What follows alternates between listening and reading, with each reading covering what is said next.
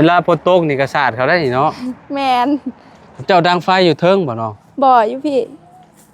โอ้ถือว่านักอยู่เด้นี่ก็ได้ เวลาฝนตกนี่เข้าบ่เลยไผนอนอยู่ในมุกนี่บ่มีไผนอนอยู่แจ้นี่ได้บ่มีบ่โดยปกติค่อยนอนแต่ค่อยย้ายแล้วมันหัวหมดแล้วตะกี้จะนอนอยู่นี่เงิน500,000กับ25,000พี่น้อยเนาะมีแต่ฝากทางน้องมานี่อันน่ะขอบคุณทางป้าหลวงโคตรเพิ่นเด้อ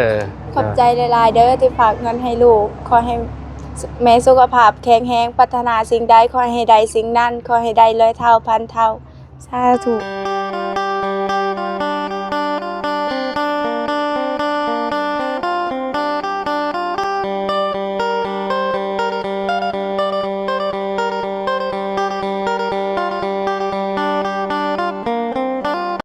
กับสบายดีสวัสดีพ่อแม่พี่น้อง FC เบิร์ดสุขุสุคนเนาะบ่ว่าสิอยู่ฝั่งไทยฝั่งลาวและทางต่างประเทศเด้อพี่น้องเด้อเนาะมาพบมาพอกันเนาะกำเฮาคือเก่าคือเดิมพี่น้องนะเพิ่มเติมคือมื้อนี้พี่น้องเฮาก็เดินทางมาฮอดบ้านแก่งทองเมืองสะโปนแขวงสวรรค์เป็นที่เรียบร้อยแล้วพี่น้องเนาะพอดีว่ามีทางป้าหลวงโคตรพี่น้องเนาะเพิ่นฝากเงินมาเนาะพี่น้อง25 ดอลให้ทางน้องมะนีพี่น้องเนาะน้องมณีวงศ์อะไรเนาะเพื่อนของน้องหัวเนาะแล้วก็ FC หลายคนก็เนาะอยากให้เฮาเข้ามาหาทางน้องมณีวงศ์แน่ว่าซั่นเนาะหลายเสียงพอสมควรพี่น้องเนาะว่าให้ตามมาเบิ่งเฮือนชาลาแป้นน้องเพิ่นแน่ว่าเป็นจังไดเนาะพี่น้องเนาะมื้อนี้เฮาก็เดินทางมาฮอดเทือนฮอดซานไปแล้วแหละพี่น้องเนาะแต่สิมอบเงินให้น้องเพิ่นเนาะเงิน25 ดอลลาร์ก็ได้อยู่500,000กับ25,000เนาะพี่น้องเนาะเป็นเงินของป้าหลวงโคตรเนาะจะได้ก็ขอบคุณเนาะทางป้าหลายๆเด้อเนาะที่ให้เขาเป็นสะพานบุญให้เนาะก็ขอให้ป้าและครอบครัวอยู่ดีมีแห้งความเจ็บบ่ให้ได้ความไข้บ่ให้มีปรารถนาสิ่งใดก็ขอให้ได้สิ่งนั้นเด้อเนาะนอนหลับให้ได้เงินหมื่นนอนตื่นให้ได้เงินแสนบ่ว่าป้าสิเฮ็ดธุรกิจหยังการงานหยังก็ขอให้เจริญในหน้าที่การงานตลอดปีและตลอดไปเนาะแล้วก็พ่อแม่พี่น้อง FC ทุกๆคนเนาะขอบคุณหลายๆที่ติดตามและเป็นกำลังใจให้ทีมงานชุมเฮามาตลอดเด้อขอบคุณหลายๆเด้อพี่น้องเด้อเนาะโอเคเดี๋ยวเข้าไปหาทางน้องมะนีเพิ่นก่อนบ่ฮู้ว่ามื้อนี้เพิ่นไปสอนมาแล้วบ่หรือว่าจังใดหรือว่าบ่ได้ไปบ่พี่น้องเนาะเดี๋ยวเข้าไปหาน้องเพิ่นตอนนี้เฮาอยู่นี่แหละในเฮือนเพิ่นนี่แหละพี่น้องโดยไปเข้าไปหาน้องเพิ่นกันเลยเนาะพี่น้องเนาะนี่แหละเฮือนเพิ่นก็ได้เนาะเนาะน้องมันก็อยู่เฮือนพอดีเลยเนาะสบายดีเด้อแม่เด้อพี่น้องเนาะขออนุญาตแน่น้องนี่อยู่นั่นแหละเด้ออันนี้มาโอเคขออนุญาตเด้อพี่น้องเนาะมื้อนี้ไปสอนมาแล้วบ่มื้อนี้โดยหากมาได้สอนคิดว่าเจ้าไปถอนมันอีกบ่แม่นเนาะบ่แล้วถอนมันแล้วมาแล้วใช่เนาะได้จากล้านมีรูปปีนี้คือว่ารูปแหละมันบ่เป็นมันบ่เป็นหัวเนาะแม่นมันตายหมดแล้วตายเบิดโดยหลังจากที่เฮามามอบเงินให้เพิ่นพี่น้องมื้อนั้นFC ก็หลายคนเพิ่นก็คอมเมนต์มาว่าอยากให้มาตามมาเบิ่งเฮือนเบิ่งซ่านน้องเพิ่นแน่ว่าซั่นเนาะมื้อนี้ก็ตามมาเลยพี่น้องเนาะก็คืออยู่กันจักคนนี่น่ะ5 คนเฮือนเจ้านี่ได้โดยอันนี้ก็อยู่เฮือนแม่เฒ่าเพิ่นเสียแล้วก็มาอยู่เฮือนลาวเฮือนแม่เฒ่าเจ้านั่นนี่นี่เฮือนแม่เฒ่าใหญ่จ้ะบ่นี่แม่นเอาคิดว่าเฮือนแม่เจ้าบ่แม่นบ่มีกันแม่นบ่แม่แม่เฒ่าตายแล้วบ่อยู่เพิ่นเสียแล้วเจ้าก็อยู่เฮือนนี่เลยโดยย้ายมาอยู่ตะกี้แต่ก่อนได้เจ้าเฮือนเจ้าอยู่ไสอยู่เทิงอยู่เทิงบุญแม่หลังใหญ่ซำใดน่ะ น้อย น้อยหมดลมพัดหมดลม ๆ ลมพัด ปิ้วมาแล้ว ปิวไปเบิดเลย ไปอยู่หมดแล้ว เออ เพื่อนแม่ วันนี้มาเฮือนแม่เจ้านี่เนาะ โดย ผัวเจ้าได้สิเป็นคนบ้านนี้บ่ บ้านนี้ เราไปเห็นหยังตอนนี้จ้ะ ไปหาบส่งรถเขา ฮะ ไปส่งรถเขาเจ้าจางเขาเจ้าขายรถได้ซะแล้วเขาก็ให้ไปส่งให้ลูกค้า อ๋อคือแบบหับจ้างไปส่งรถให้กับเจ้า โดย กับเจ้าให้เที่ยวเท่าไหร่ โอ้โห แสน โอ้ให้200,000เนาะอืมไปตลอดบ่ บ่ บัดมีงานจังไป มีงามกับไปบ่มีงามกับอยู่ อืมเจ้านี่ค่อยลืมถามมื้อนั้นว่าเจ้าเนี่ยเป็นลูกกกบ่ ลูกกลางลูกผู้ที่สอง ผู้ที่สอง โดย อ๋อคิดว่าเป็นลูกกกลูกกกผู้ชายแล้วผู้หญิง ผู้ชาย แต่ตอนนี้เพิ่นก็มีครอบครัวแล้ว โดย อืมเหลือแต่เจ้าจักปีก่อนน้อง 18เขา19แล้ว ชูซีกับน้องหัว โดย น้องหัวปีนี้เท่าไหร่19หรือ20 สาว 20แล้วเนาะอืมก็คือตะกี้จุ๊บเจ้าเข้าโรงเรียนนำกันบอกกับเรา โดย อ๋อแต่ว่าหัวนี่คือเราออกเอ่อ ตอนป ออกตอนป .3 เลย .3 โดย แต่เจ้านี่เรียนจบม โดย .4 ได้ใบประกาศเนาะ โดย ก็เลยไปเป็นครูอาสาพี่น้อยเนาะสอนนักเรียนน้องๆอยู่ในหมู่บ้านนี่แหละพี่น้อยเนาะก็คืออนุบาลนะเนาะ โดย บ่อยากสิคิดว่าน้องๆอนุบาลเป็นแบบใดพี่น้อยเนาะเออสอนยากแฮงบ่เด็กน้อย โคตรยากเลย อืม เขาพังความ เฮ็ดแบบใด เขาพังความสา เพราะว่าเจ้าเฮ็ดแบบใดวะอันสอนเพิ่นจังอันนั้น อืม เอาเวลาเฮาสอนเพิ่นให้อ่านให้หยังหั่นน่ะต้องยั่วเพิ่นแบบใดเด็กน้อยนี่ ต้องยั่วว่ามื้ออื่นสิจ่ายขนมให้ เออ ต้องมีแบบนั้นเนาะ แม่นเขาจึงมาเรียน จะคนก็จะสอนอันน้อง 23 23คน โดย ก็หลายอยู่เลยเนาะ ครับมีแต่เจ้าผู้เดียวนี่บ่สอนกับเจ้า โดย อืมน้องๆกับอายุต่ำสุดนี่จักปี 5 ปี 5 ปี 5 ปีกับ4 ปี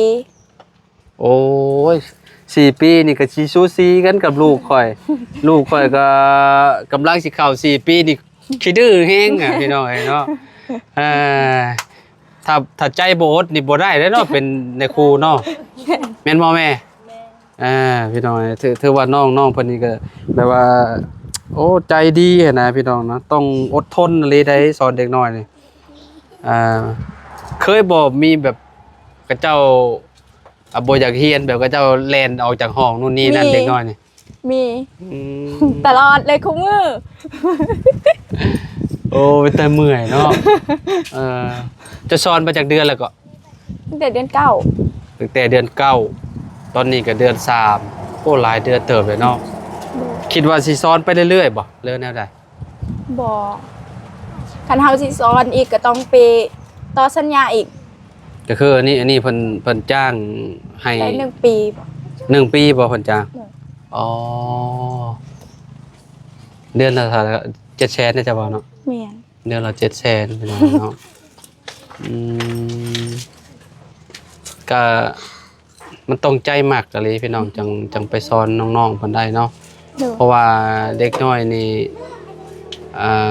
อายุ4-5 ปีนี่โอ้ยยังบ่รู้จักความบางคนนะพี่น้องเอ้ยเนาะคันได้สอนป .4 ป .5 ไปแล้วก็ใครแล้วเนาะป .2 นี่ก็ยังอยากมึนอยู่ได้อเนาะเนาะป .1 ป .2 นี่เนาะ โดย อืมคือแบบใจมักอะลีบ่แบบเป็นครูอาสานี่ แม่น เออคิดแนวใด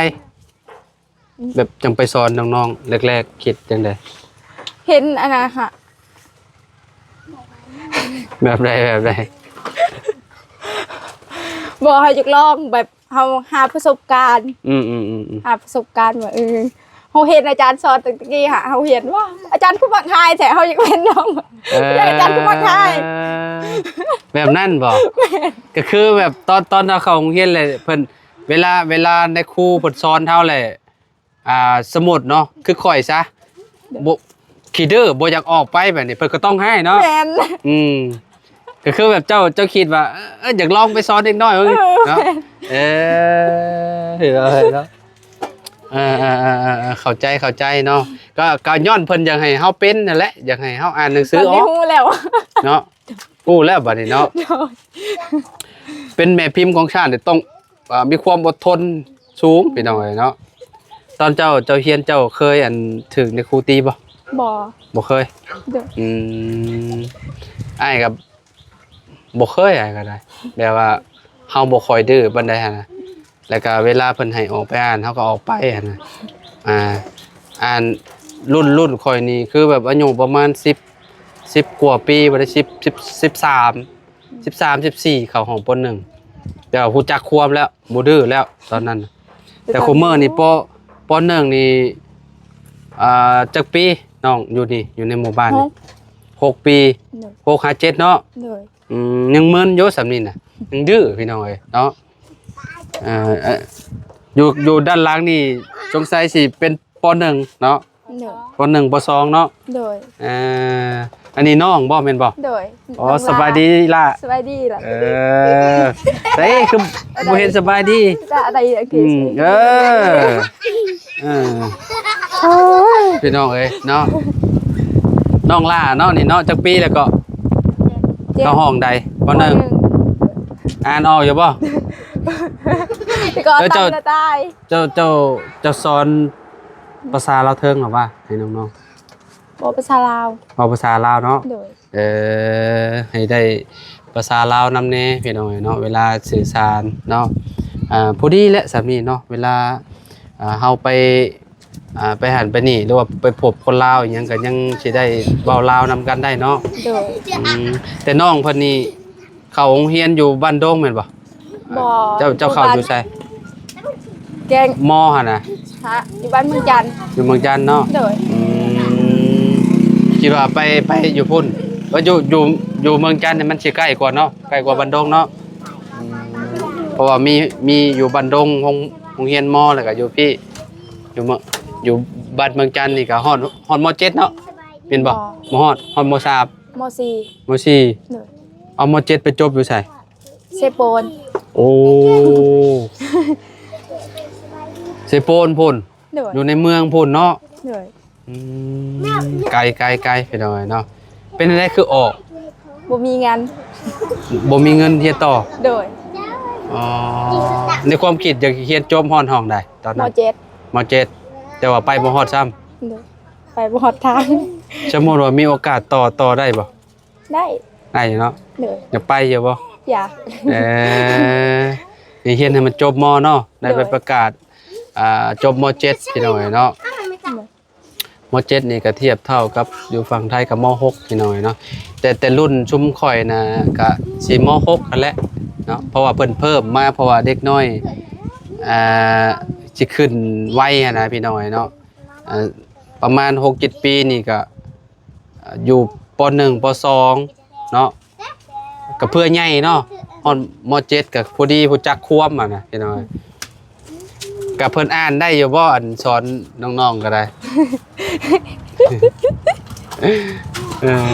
เป็นจังได๋ ครูภาษาเฮาก็ทนเอาหั่นแหละเนาะเอามักพี่น้อยเนาะเฮ็ดจังได๋เนาะ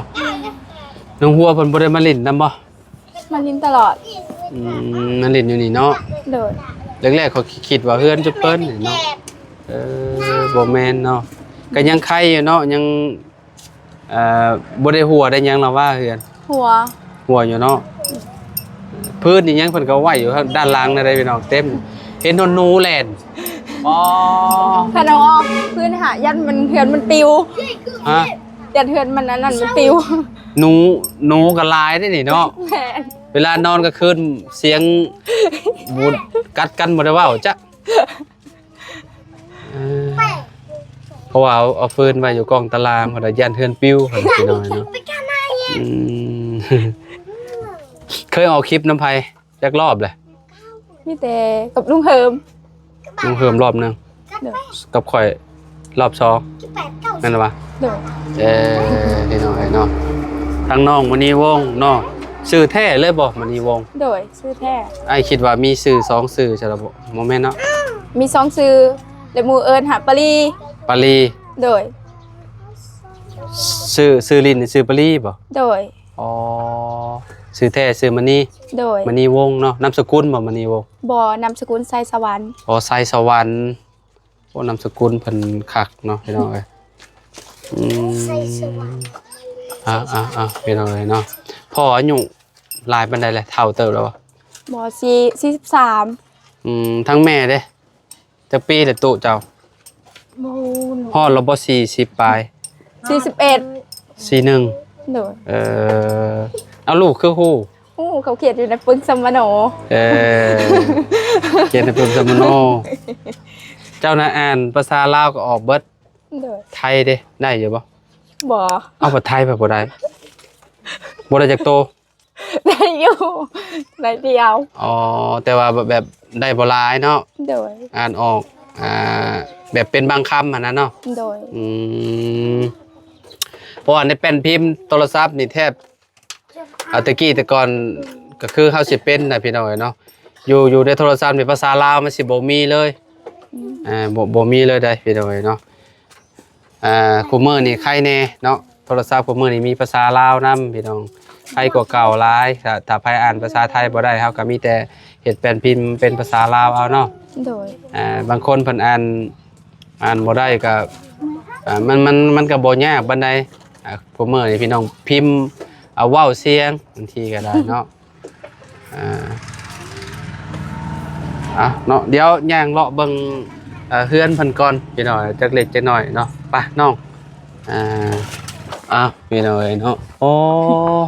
อันนี้สารใส่เองบ่ซะน้อง โดย สารใส่เองพี่น้องเนาะพ่อเราว่าเป็นคนสาร บ่พ่อเฒ่า พ่อเฒ่าเจ้าก็ยังอยู่บ่ตอนนี้ มันเสียมาแล้ว เสียคือกันเพิ่น โดย เสียไปแล้วเนาะเอาบัดพี่น้องได้จ้ะพี่น้องของแม่เพิ่นไปอยู่เฮือนไปเฮือนลาวเพิ่นแล้วบ่เพิ่นมีเฮือนเป็นของตัวเอง มีแต่2คน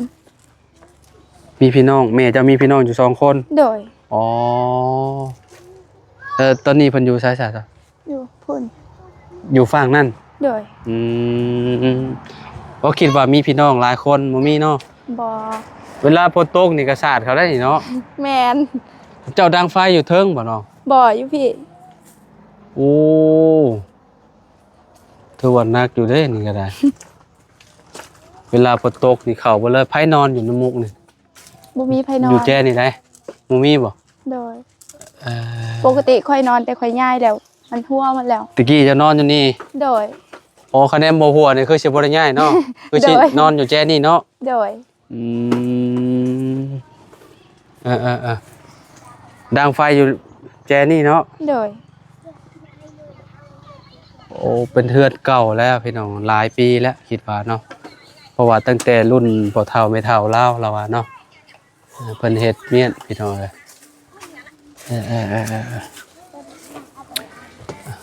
ทางขึ้นก็สิพอปันกันกับเพื่อนน้องหัวเลยพี่น้องเอ้ยเนาะแต่กี้แต่ก่อนเนาะอยู่ในเทิงกับเป็นพานกระจาดแบบนี้เนาะน้องเนาะพากระจาดแบบนี้ไปแล้วเนาะ โดย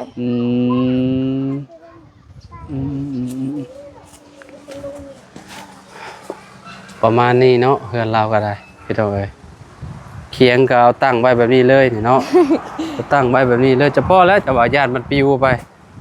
มันบ่ได้มีเคียงใส่ได้เห็นตั้งไว้แบบนี้ในกับพออยู่นี่ก็ตั้งแบบนี้คือกันเนาะบ่ได้เพียงบ่ได้เนาะน้องเนาะ โดย ตะกี้แต่ก่อนเพิ่นตั้งเฮือนแบบนี้พี่น้อง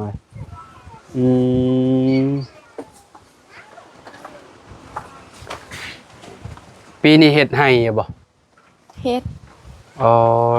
ได้เท่าใดปีเมื่อกี้นี่เข้า มันสิแม่ ปวดบ้าน 6กระสอบ หวยคิดว่า60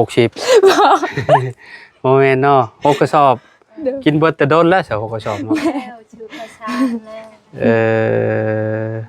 ขายมันก็ซื้อข้าว ซื้อข้าวเนาะซื้อข้าวกินพี่น้องเนาะเพราะว่าเฮ็ดบ่ได้กว้างบ่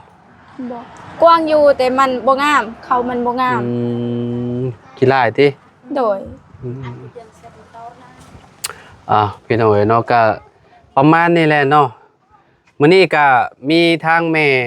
ทางแม่ป้าหลวงโคตรพี่น้องเอ้ยเนาะเพิ่นฝากเงินมาให้ทางน้องมณีเนาะน้องมณีวงศ์พี่น้องเอ้ยเนาะ$25ก็ได้อยู่500,000กับ25,000พี่น้องเอ้ยเนาะเพิ่นก็อยากให้เฮาตามมาเบิ่งว่าซั่นเนาะตามมาเบิ่งเฮือนชาเราแน่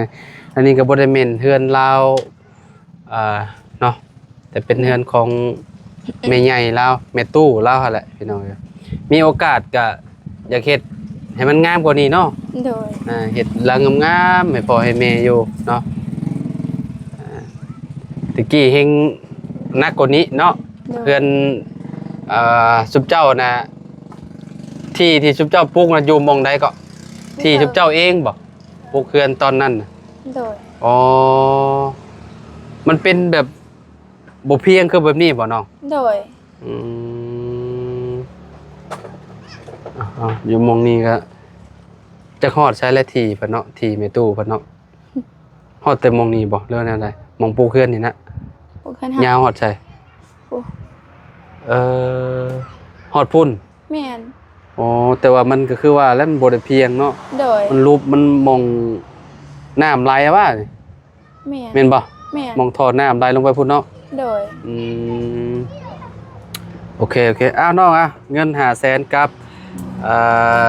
25,000เดี๋ยวหน่อยเนาะมีแต่ฝาก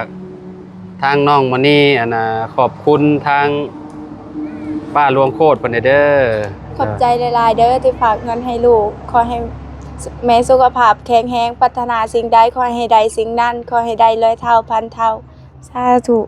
โอ้ยเนาะมื้อหน้าเดี๋ยวจังพ่อกันอยู่เฮือนน้องหัวพี่น้องเอ้ยเนาะเดี๋ยวต้องมีออกคลิปนำกันอยู่แหละพี่น้องเอ้ยเนาะน้องมันนี่เนาะมื้อนั้นเป็นอะไรก่อนมื้อนั้นถามความรู้สึกอีกเนาะ ตื่นเต้น ตื่นเต้น เซอร์ไพรส์ แน่บ่ ครั้งแรกในชีวิต เออ น้ำตาจนไหลมื้อนั้นน่ะ ตื่นเต้นแฮงเนาะ โดย บ่เคยถึงสภาพแบบนั้นเนาะ โดย พี่น้องเอ้ยเนาะเม็ดความน้องเพิ่นจะต้องเนาะเพราะว่าคนเฮาน่ะเกิดมาบ่เคยถึงเซอร์ไพรส์เนาะมันก็ต้องแบบถ้าเป็นข่อยก็น้ำตาไหลคือกันเนาะพี่น้องน้องหัวกับโอ้ตลอดพี่น้องน้องหัวน่ะแต่ว่ารอบเมื่อกี้นี่เนี่ยคือแบบเราเซอร์ไพรส์เล่าเลยรอบเมื่อกี้นี่นะที่ว่าเฮ็ดใส่กล่องข้าวนะพี่น้องเนาะเพิ่นบ่ได้ฮู้เลยเนาะบ่ได้ฮู้ทุกตอนแหละพี่น้องเนาะแต่ว่ารอบก่อนๆก็10 ล้านตอนนั้นเนาะ10 ล้านที่ว่าเอาให้เพิ่นอยู่ในช่วยหมกแดงนะว่าให้เงินค่าหมกแดงเพิ่นก็บ่กล้าพี่น้องเนาะโอ้หลายเทื่ออยู่น้องหัวนะเนาะโอเคใช่พี่น้องเอ้ยเนาะเฮาก็มาฮอดจอดเทิงเซโปนแล้วก็แวะมาเอาเงินเอาอันนี้ให้ทางน้องมื้อนี้เพิ่นพี่น้องแล้วก็ถ่ายเฮือนถ่ายชาติเราให้เบิ่งนำกันเนาะก็สิประมาณนี้แหละเฮือนเราก็ได้เด้อFC เนาะคันว่ามื้อหน้ามื้อในเนาะมีโอกาสก็สิเข้ามาถ่ายเราให้เบิ่งอีกนำกันพี่น้องเนาะเอาอันค่อยขอโตวเลยเด้อโดยสบายดีเด้อแม่เด้อโดยโอเคเนาะจังได๋ก็ขอบคุณทางป้าหลวงโคตรหลายๆเด้อที่ให้เฮาเป็นสะพานบุญให้เนาะก็ขอให้ป้าอยู่ดีมีแรงกบเจ็บบ่ให้ได้ความไข้บ่ให้มีปรารถนาสิ่งใดก็ขอให้ได้สิ่งนั้นเด้อนอนหลับให้ได้เงินหมื่นนอนตื่นให้ได้เงินแสนบ่ว่าเจ้าสิเหตุการณ์หยังธุรกิจหยังก็ขอให้เจริญในหน้าที่การงานตลอดปีและตลอดไปเนาะแล้วก็พ่อแม่พี่น้องFC ทุกๆคนขอบคุณหลายๆที่มาติดตามและเป็นกำลังใจให้ทีมงานมาตลอดเด้อพี่น้องเด้อเนาะเอาสำหรับคลิปนี้เนาะครับก็ขอโตวแล้วสบายดีเด้อพี่น้อง